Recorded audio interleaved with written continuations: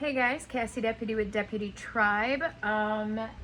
We have been hauling compost and leaves to the garden for the last 4 hours and we are all beat and exhausted. So what we're doing for dinner today is I have leftover roast that I'm frying up with Brussels sprouts that I just had picked off Brussels plants and in Ziploc bags. For the people who can't do gluten. For the people who can do gluten, I had frozen enchiladas that I made probably three or 4 months ago. Sourdough tortillas, a whole chicken shredded, homemade enchilada sauce from fresh tomatoes, the whole ordeal. I made tons of them and froze a bunch. So it's always good to make good food and then triple, quadruple batch it and can it or freeze it for days like today where we're exhausted. I'm not about to thaw meat out and cook a dinner. So I just quick thaw out some enchiladas, and I do have a little bit of leftover chili that somebody's eating, a little bit of leftover apple crisp, a bowl still full of oatmeal, and then we'll throw some sour cream and some cheese on top of this, and that is what we're having for dinner tonight. If you notice, my cabinets are going to be in the process of being painted, so I'm really excited about that.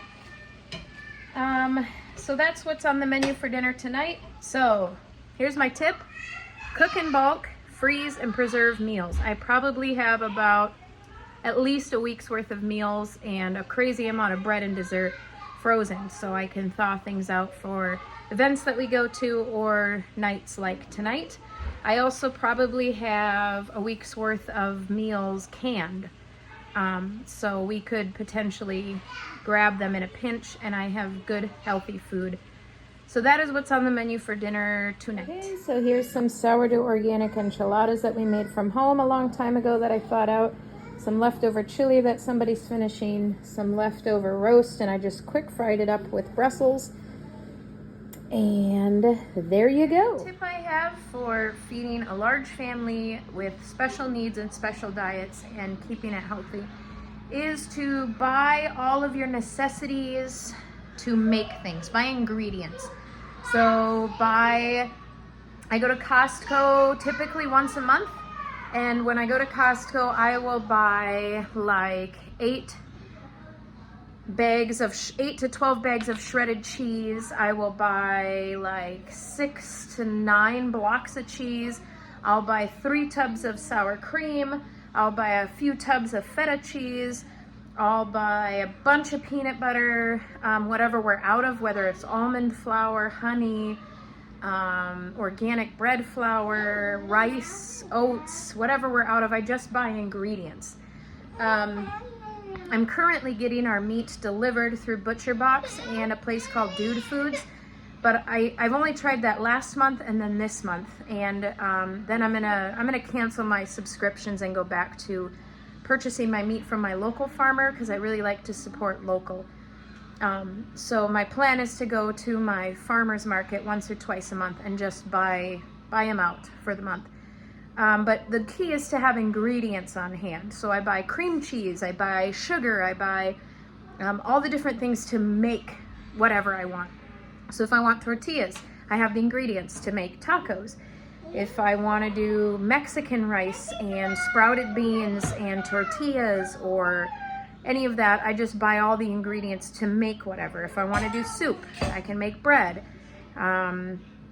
Yeah, if I could even make pasta. I've made pasta before. I've actually made pasta and then dehydrated it. So that's homemade sourdough pasta dehydrated. So there's a lot of, if you just buy ingredients and you learn how to make things, you can make a lot of things. All right, guys, here is my next tip for you for large family cooking with food sensitivities and eating real food. Always utilize your time in the kitchen well. So since I'm already chopping onions and peppers, I'm doing several different things here. I'm making myself a keto chili because I'm going out of town this weekend, so I threw onions and peppers in there. I also use those onions and peppers here, and I'm going to toss, we got 2 rotisserie chickens, And my daughter's shredding those. Can you shred them a bit thinner? Yeah. And I'm gonna add that to this. And then we're having pasta, so I'm gonna throw, this is organic einkorn pasta. So even my gluten intolerant people can typically do this. And it's not like a rice, corn, weird pasta. So this actually works pretty well. And then if you can't do carbohydrates for some reason, just this by itself would be sufficient, especially 2 chickens worth. And then we're taking the carcasses of the chicken and of course immediately making stock because I'm gonna make a batch of rice. Sorry, we're painting my cabinet doors, so there's no cabinet doors. If you're baking bread, go ahead and just bake a bunch of loaves. And then the other thing that I did, thanks Javi, is I was making special desserts. Oh, did she just take another one? Here, this is the one you were eating. Take it. I was already making special gluten-free desserts for a conference that I'm going to. So let me show you what I made here. I made paleo, so that means grain-free, dairy-free, refined sugar-free. If I can get this open. I made paleo moon pies. So they have graham cracker cookies, a marshmallow filling, and coated chocolate. So I made a bunch of extra for my kids. Some are gluten, some are gluten-free for the weekend. And then the final thing I'm doing tonight is making a ton of cinnamon rolls. So I'm hoping to make enough to share at the retreat this weekend and then leave my family a couple dozen so that they can use them for breakfast while their dad's here. So that is another cooking tip. So all of this prep, we dirty the kitchen once, we clean it up, and then I have essentially made 4 dinners. Oh, and then since I was chopping peppers, and I forgot about this, but I have a bunch of keto meatballs that I'm also making that I can freeze and use for future meals since I was already chopping onions and peppers. So that is my tip. Okay, as far as snacks go, I stock this bad boy full of produce. So it's easy to grab and go if somebody's hungry. They could fry themselves up some potatoes, they could bake some potatoes, they could have some eggs. There's bananas, there's a couple of these, I believe they're sweet potatoes. I'm not sure what these are actually. Lots of cabbage I need to turn into kraut. We have nectarines, pears, grapefruits, apples, plums, onions, squash, and a pumpkin that I need to cook down. It's a beautiful pumpkin. So as far as snacks go, I just try to keep this beautiful rack my brother gave me full for snacking. Hey guys, a few more tips that I would have for you is always be planning ahead. So when I know we're gonna have rice or oatmeal or beans, or I kind of like think through kind of what I want to make for the week and then always start things a day or 2 ahead of time. So I'm constantly prepping for future meals, constantly thinking about, okay, what nights are we going to be out and what nights do I need to throw stuff in the crock pot? When do I need to start thawing those things? So sitting down, I do it on my Sabbath, so Mondays is our Sabbath, and I sit down and I'll look at our schedule for the week and I'll see, okay, we're going to be out of town, you know, we're going to be gone out of the house all day Friday, all day Saturday. You know, maybe I should pull out a roast. Maybe I'll pull out a really big roast and we'll eat half of it.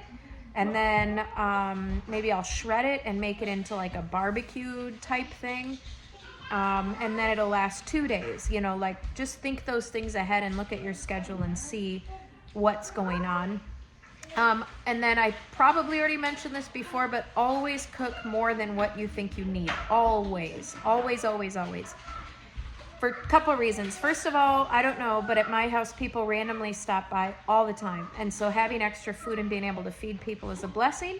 And number 2, it's wonderful to have leftovers, because if you ever are like, oh no, we have nothing for lunch, like I have a bunch of extra rice that I made, so we're just gonna eat rice and salt for lunch.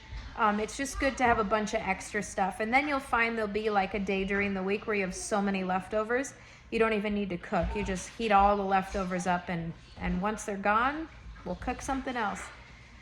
So I hope these tips kind of helped you out. Obviously, if you have questions, please leave them in the comments below so that I can answer your questions. I can give you more examples. I can show you more things. these are kind of the only things that I can think of off the top of my head as I was cooking through this week. So let me know what you think. Give this video a thumbs up. Go ahead and leave your comments down below on what you liked, what was helpful, what you didn't like, what questions you still have, and I will try my best to get those answered.